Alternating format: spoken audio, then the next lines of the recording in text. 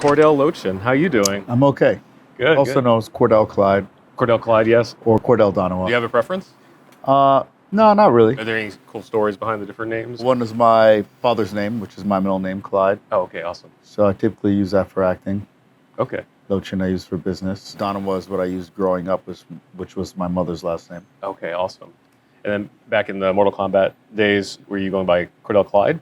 It was so long ago, I really don't quite remember. Yeah, no, I completely get it. At the moment, but it was quite a while ago. Yeah, I can't remember like last year. Yeah. Let alone 30 years ago. Yeah, it was close to 30 years ago.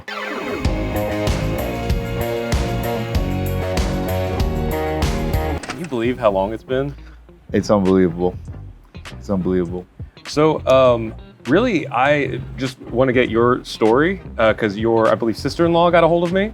Yeah. And let me know that you were one of the two leads. Correct. In the commercial, and Yes. Your voice is the one that's used, the deeper one that's used in like the song and what most people know when they hear. So I was honored to do the commercial. Couldn't believe it. Me and another guy were the leads. We had to call out to a crowd that this amazing thing was about to happen. And so we had to call the commencement of this war, of this battle. Yeah. You know, I've been doing martial arts my whole life. I was a big Bruce Lee fan.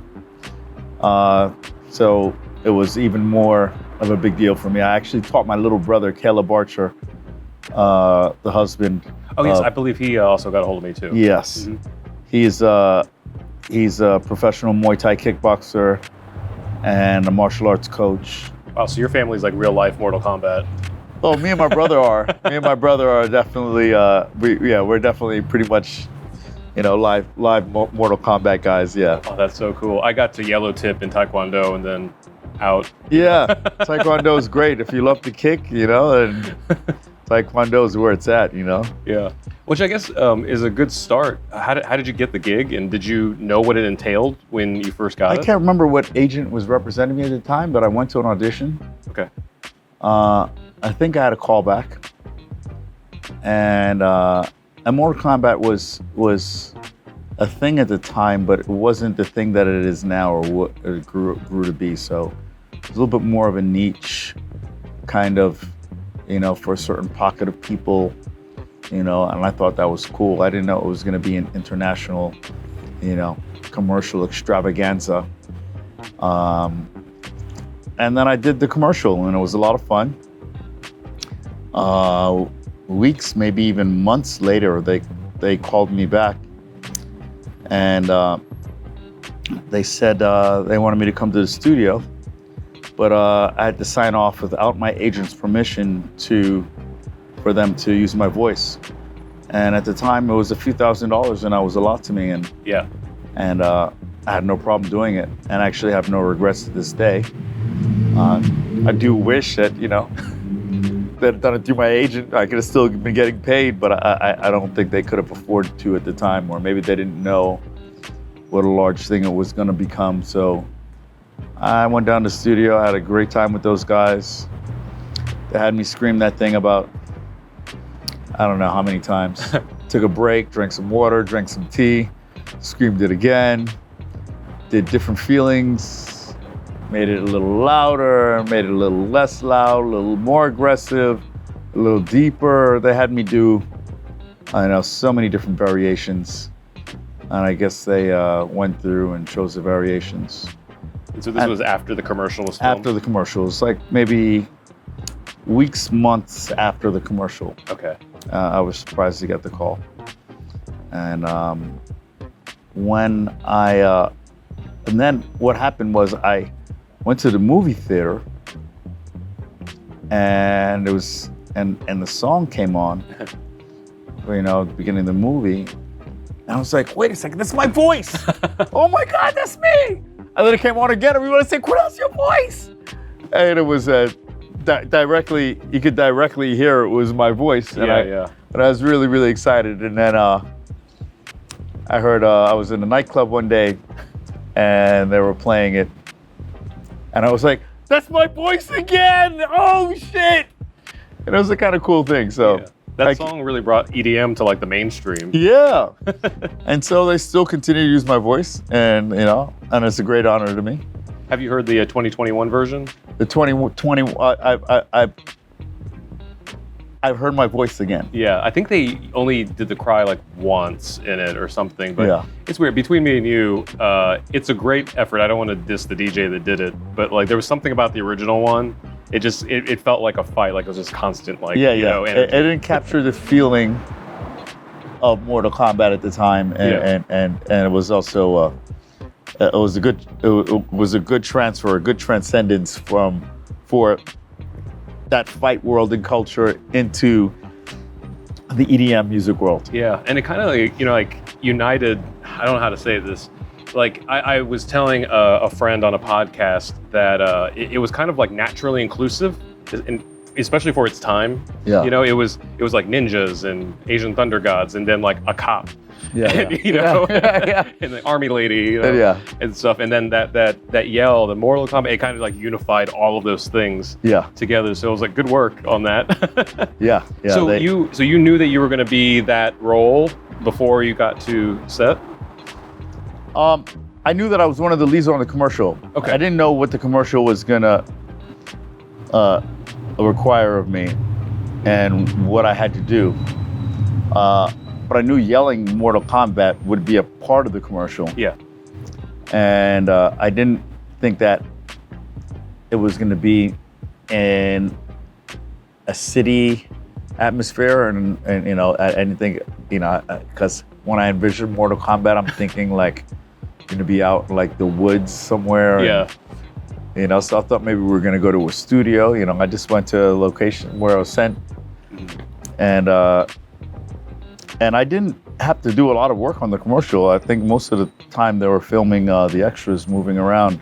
Oh, like all the B-roll. Yeah, and then they had then I had to shoot two times for the day, wait around a lot. Oh yeah. And then after I saw the commercial, I realized, okay, when they edit it, I'm calling to the people and then they're coming. Yeah. So I didn't actually know how the commercial was going to even pan out. I just came there and did my job. Yeah. Were you acting a lot at that time, or starting out, or have you been doing it for a while? Yeah, at the time I'd been acting a lot, and then and then I started acting a lot more years later, and I was in some TV and some film roles, and it's something that I started working and building restaurants and nightclubs and so on and so forth, and I had lost my agent. A new agent came, and he had other actors that were in my category, so I guess he had been working building their careers and didn't really have the space for me, so I wasn't able to get another agent. And I was kind of a little let down by the fact that I had done so much acting and done so well and wasn't able to get anybody to represent me. So I kind of had given it a rest for a minute. And now I go back and I train, and it's something that I would like to get back into when I can really get the time. When was the last time you remember acting? On a set, it's been a while. Okay. Been quite a while.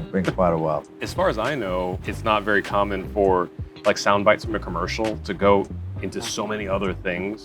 Because that sound bite it's iconic. It was in the song. Yeah. I mean, did you have any idea that it would go further than the commercial? Not at all. When they asked me to come to the studio, I still wasn't sure at that point where it was going to be placed. I thought it might have been just for the video game. Okay. I thought it might have been just for a soundbite somewhere. I thought it would have been a soundbite. I was really thinking at that time it'd be a soundbite for radio commercials. That makes sense. So that's what I thought I was doing. Once I realized my voice was other places, I was definitely taken back. I was definitely surprised. I was wowed when I was in the theater and I heard that for the first time. That's when it came to my attention. Were you with friends or family? Yes, I was with a few friends. I can't quite remember who I was with, but I remember we were all jumping around, excited, like, oh my God, that's my voice. That's incredible. Yeah, and so for anybody that's not familiar, I'm assuming what you did was work for hire, where they kind of buy you out all at once. I don't remember what I signed. Royalties, yeah. In music, I've done work for hire where you take a few $1,000s up front, and then they don't owe you any royalties. And every once in a while, I see like a commercial or something, and one of my songs is like playing in the background. I'm like, okay, Yeah. It's kind of simple. It's like, oh, okay, that's mine. Yeah. I can't say on here because of contracts, but it's Yeah.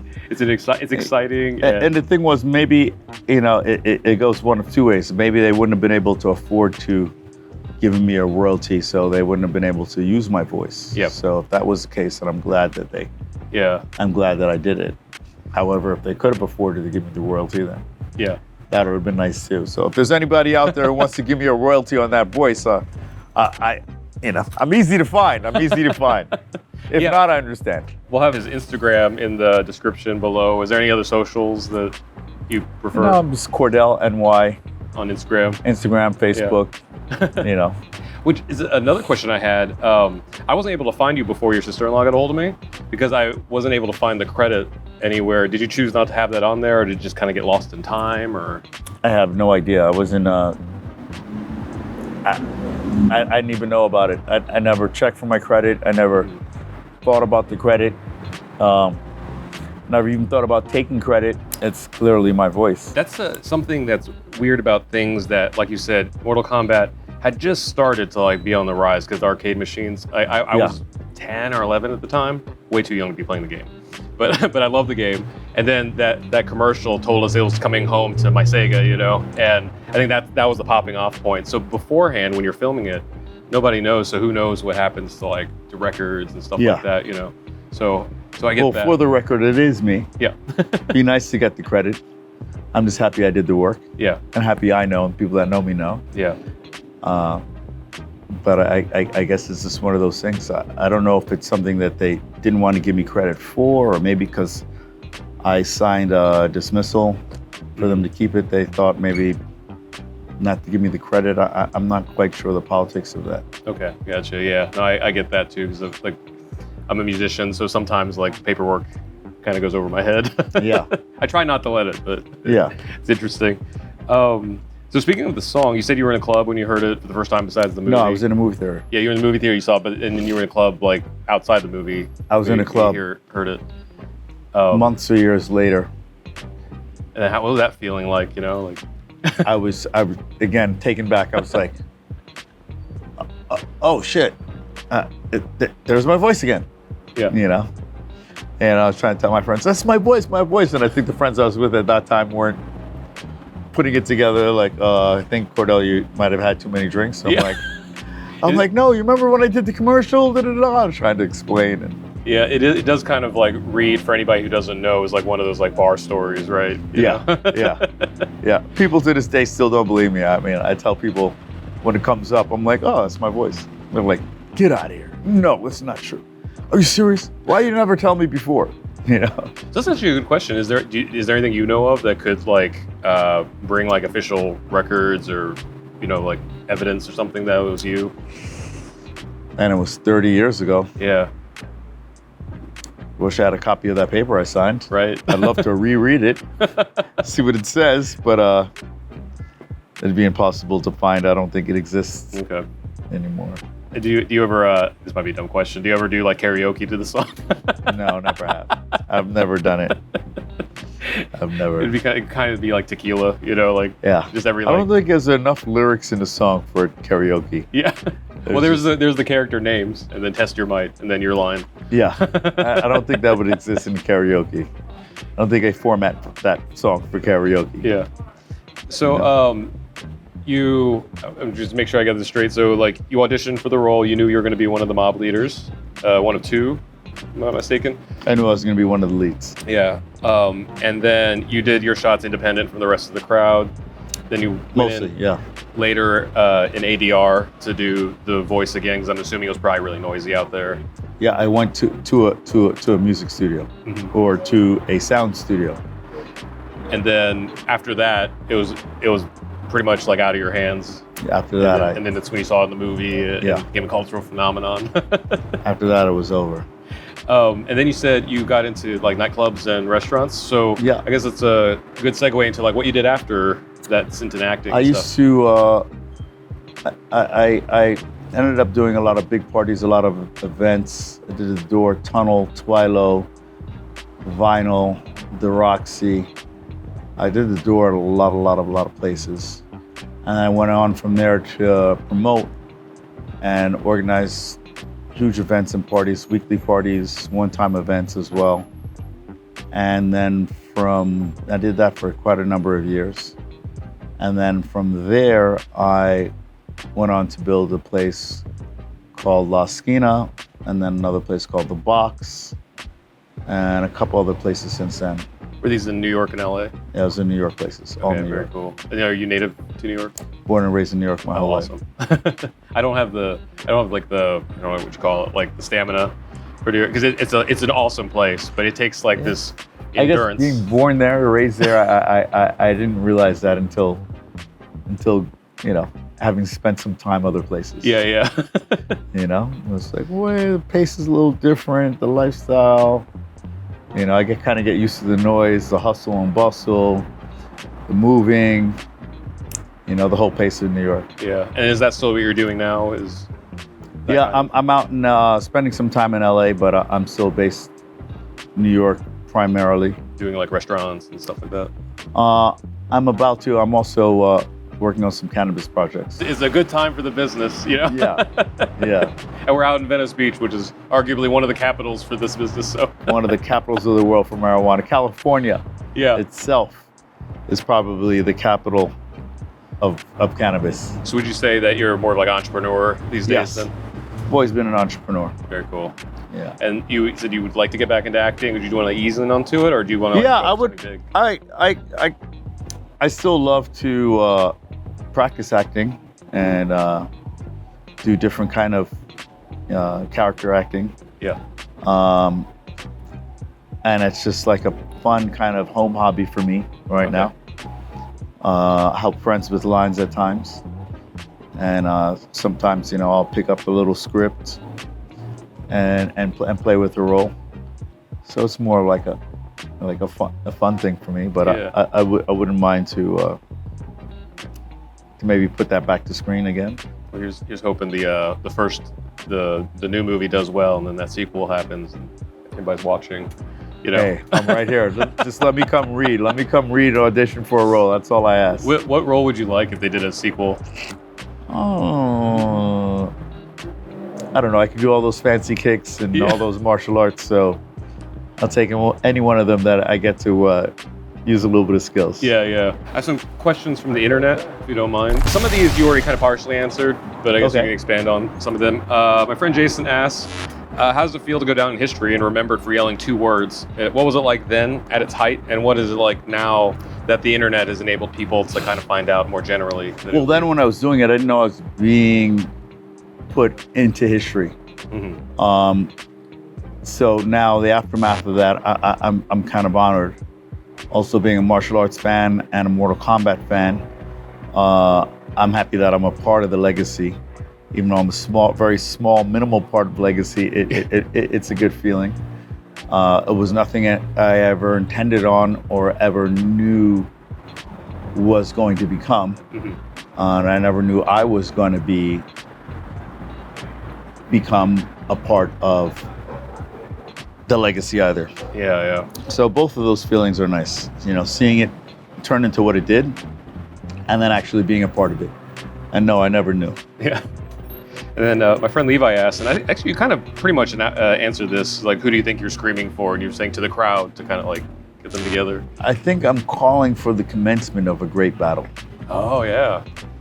I'm calling for the initialization, the commencement, the ceremony, if you would, if I could say, the ceremony of this great epic battle of warriors of men. That's awesome. Yeah, it's kind of like you're like the meta world version of Shang Tsung. Like, it has begun. Correct. Yeah, I'm almost like the Bruce Buffer and the biggest UFC fight tournament of all time. Did I see rumors or not rumors, like a story that I didn't check into that like when the pandemic happened, UFC decided to go to like an island to hold all the filming. They did a lot of their stuff at a place called Fight Island. That I think it's somewhere near Abu Dhabi. So they like literally they made like Mortal Kombat like a real thing. Yeah, I thought about that too. It's almost like a Mortal Kombat story. Like you go to Fight Island to fight, you know? And you can't leave and you can't leave until you finish fighting. You know? Actually, those guys get to go home. In Mortal Kombat, you know, supposedly something they don't always go home. The only one goes out alive. Yeah. Not everybody makes it out of that one alive. My friend Jen asked, what was the prep like for you? Did you practice in front of a mirror? Did you have an epic training montage? No, it was kind of just on the spot. They they said, you know, they asked me to scream Mortal Kombat. I did it, and then they're like, oh, that's great. And then they kept giving me some guidance. Like, say it like you're calling out to people, like, this is this great epic battle. They kept coaching me into the feeling, and then I hit it spot on. I kind of got a good feeling. I was like, you know, I think I did a good job there. You know, I didn't know if I was going to get called back or not, but I knew I did a good job when I was like, I saw the look on the people's face when they were directing me and when I think followed their instructions. So did you know when the take was the take? You're like, this is... Yeah, the last couple ones, I was like, I hit that, you know, spot on. Hopefully they like my voice. Yeah, it sounded like it came from like your feet, you know, like... Yeah, because at first I was just screaming it, and then they asked me to put a certain feeling in it, and I did. So something I was playing with on a video I did like 2 years ago with that scream was like pitching and stuff. Do you know if they did any of that with your voice, or was that just you? I have no idea, but I recognize it as my voice as soon as I hear it. Okay. So I think that I'm sure, and you know, and the many times that they've used it, they've played with it to adjust it to whatever it is that they needed it for. But every time I've heard it, I've been able to hear my voice. I'm sure if there's some kind of voice technology where you take one person's voice, similar to a fingerprint, and you match it again to another, it's going to be a pretty even. Yeah, someone's figured out that AI. You know? Yeah. Well, yeah, there is that AI that where you talk into something and it only recognizes your voice. Yeah, my HomePod does that. Like I live by myself, but every once in a while I was like, who's speaking? It's like, who else is speaking? I ask you to turn the lights off every night at the same time. Yeah, exactly. But there's voice technology that does that can take a voice and tell you the identity or match it to someone else. I didn't think about that. So somewhere in like the Warner Brothers archives or something, someone has that original file. I happen to be watching. Get a hold of his Instagram, because that'd be really interesting. I'm right here. Because there's this, in a way, this mystery around that sound sample kind of fits the mysteriousness of Mortal Kombat. Did you play it very much? Back then I did. Yeah. Well, you know, remember in that time, like pre-internet days, it was all like kind of like hearsay, you know? Yeah. There's a blood code. That was true. There's a nude code. That's not true, you know, like, and stuff. And so the sense that, I mean, I'm not accusing anybody, but if someone is like purposely like not letting information out about it, it kind of fits the brand of Mortal Kombat. Yeah, I guess it's supposed to stay a little mysterious. Well, yeah. You know? So maybe people are like, now they get to put an actual face. Yeah. You know, to that yell, to that cry. Yeah. You know? As opposed to people are thinking, what does this guy look like who's screaming this right now? So I will say, people in the comments of the commercial and stuff had commented on you because that's when the scream happened and everything. Yeah. I guess the little bit of like kind of what was up in the air was like, you never know how things are edited, you know, and stuff. I've never actually seen the edits or I've never seen the comments, but I've been told. But like, since you said you went and did ADR, one would assume the ADR was for your appearance in the commercial, not elsewhere. Correct. So that fits. I'm just a musician. I don't know, but they also could have wanted to have a longer version or a shorter version. Yeah. To fit the particular need of whatever it is that I was doing the ADR for. Yeah, totally. Where the commercial might not have been able to encapsulate that. Yeah. And then just all kinds of stuff. Or mic levels and all that. Yeah. There's all kinds of technical stuff. My friend Andy said, "Are you good at screaming any other phrases? Maybe some that are less violent?" I don't know. I'm just good at screaming, whistling. Had you done making any other noise. voice acting? Yeah, I did. I did a bit. It's quite some time ago. I remember one thing that I did particularly well for a couple commercials is that I give the ending of all the specs and the legality and so on and so forth. For like a character, or like for like a commercial. For a product, for an ad. For something Gotcha. Yeah. You were the fast voice at the end. Yes, I did that twice. Oh wow, that's some skill. Yeah, it was fun. And I got it on the first take, and my next 3-4 takes didn't work. Oh, one take. Yeah, so I was like, well, I guess. Yeah. No, each time I was able to get it on the first take, and then the following takes didn't do well. So. Well, at least you got it. Yeah. Byron asks, "What's your favorite fatality?" The head off. The spine, or the. There's one where the head gets chopped off. Oh yeah. There's a couple. I know like Katana does one. Yeah. That's my favorite character. Yeah. I do like the spine one too, and they pull this. Yeah, that's pretty iconic for Mortal Kombat. Yeah. You kind of already answered. You did a bunch of takes, but you can't recall exactly how many. And stuff. You did a bunch of different. In the ADR and on the commercial, fewer takes. On the ADR, they had me yell at quite some time. You know how long you were there for? I was there for a while, hanging out. Yeah. Did a couple takes, chilled, came back, did some more. Did they have you try to do different ways besides just like a full blast thing? Was anything softer or like different? Yes, they did. Yes, they did. They had me yell it a little lower, yell a little louder, more forceful, faster, slower. Mm-hmm. In the ADR, they had me say it quite a. I said it about as many different ways as one could. Yeah. Yeah. Did they have your playback of the commercial on, or are you just doing it? No, just this. Yeah, no, nothing. Nothing. Just in a booth. Just in a booth with a mic. Kendra asked, if you were a character in Mortal Kombat, what would your fatality be? You're a martial artist too, so this is gonna be interesting. I wouldn't have a fatality if I, what would one that I would be giving to others, or which one would I would receive? Oh, you would perform on others. I like my left high kick, so I'd want to kill people with my left high kick, I think. Like kick their head off. Yeah, do a left high kick and the head just roll off the shoulder. Oh, that'd be pretty That'd dope. be kind of cool, like left high kick and the head roll. Yeah. That'd be nice. That'd be impressive. You already pretty much answered this, but if there's anything else you want to add on to it, like what the actual casting call was like, and did you know completely what you were signing up for? So you said you went through an agent. Did they come to you with this role? Yeah, I can't remember what the agent was. The agent sent me on a commercial. I had a feeling I was getting called back. I had no idea. At that time, they didn't tell me much. I just followed instructions. Yeah. I was happy to have done it.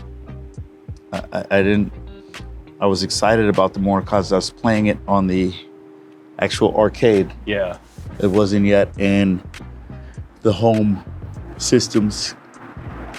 And I never had an idea that, Mortal Kombat would turn into the legacy that it has today. Right, we're on number 11. Yeah, and I'm happy that I have, a little tiny association in something so cool, something so great. And it's been such a huge part of my life, and not to be too sappy, but like I was an Asian American kid that grew up in Indiana, so not a whole lot of faces like this out there. And that was one of the few cool things that was like Liu Kang was cool. He wasn't like the background character or like the nerdy friend, and the whole thing was, like the ninjas and everything. It was, and it was an escape for any like aggression I had as a kid, I think Asian Americans and Asia itself has had a lot of great influence on America. And you can feel that in Mortal Kombat. And Mortal Kombat kind of blends those things by bringing a cop and a thug and these different characters to what is kind of like an Asian martial arts experience. Yeah. And I don't think there's very many Americans that don't love Jackie Chan and don't love Bruce Lee. Like, and it's one of the cool things that I think that Americans really take on is martial arts. Mm-hmm.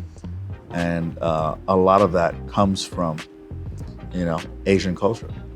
That's a really cool way to think of it, especially in like recent events. It hasn't. Yeah, I've felt thought as of that. much way. In reflection to recent events, and also without any of those recent events, it's something I've always felt. Before we wrap up, like a little bit on the non-Mortal Kombat side, I had noticed when we were connecting over Instagram, like you kind of like just chill in the celebrity space. Like I've seen like you with like Lenny Kravitz, and the thing that actually got me was I saw that Estelle followed you, and I was like, holy crap, I love her. Yeah. She's amazing. She says, "Can you be my American boy?" I'm like, "Yes, I can." I'm totally joking. Yeah. Totally joking. She's just a super, super cool individual, super sweetheart, and yeah, I know her through other entertainment friends that I have. Oh, very cool. And she's a great musician. Yeah, and a great person. She seems like I've never met her. And in my mind, when she sings that song, I believe she's talking about me. I mean, it's my personal belief. Yeah. It's not factual at all that I'm the guy. Yeah. Like I am the Mortal Kombat guy. Yeah. I'm not the American boy, but in my mind, I'm the American boy. I think we all did that at one point. I'm the American guy that she's talking about. In my mind, it's the way I would like to see that. This is another like kind of sappy thing, but that her song "Conqueror," I think it like got me through so many things, especially in music, because moving from East Coast to LA and stuff has not been like an easy journey, Yeah. So I'm just like, I just put this song on. It's like I can do this. Yes. Yes. She's inspirational. A beautiful person. Well, is there anything else that you'd like to share about the story, or? I think we kind of got it all. If anybody ever has a question, I go through and look at my unread messages every now and then. I'm glad to. Yeah, I'll attest. Like that's how we came in contact with each other, through Instagram. You did. I'm at Cordellny on Instagrams, and I played a little minimal role. Yeah. I did a little thing. That was a part of a big thing and a part of something great. And I'm happy that I was able to add a little something to something so big and great. Very cool. Well, thank you so much for your time. Oh man, no problem. Thank you for taking the time to come ask me some questions. And once again, I'm not a journalist, but if you'd like to follow Cordell or anybody else's like Mortal Kombat stories, I believe Slate will be covering more stuff. Or possibly. I'm here. So you could probably look. If they do, I'll link it in the description of this video. But I hope that this was just like a cool story for any like Mortal Kombat fans. Put a little face to the voice you've heard.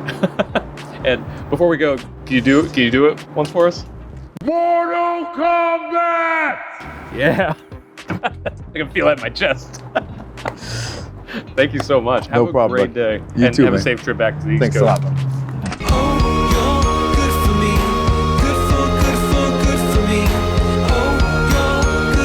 Can you do it once for us? Mortal Kombat! Yeah.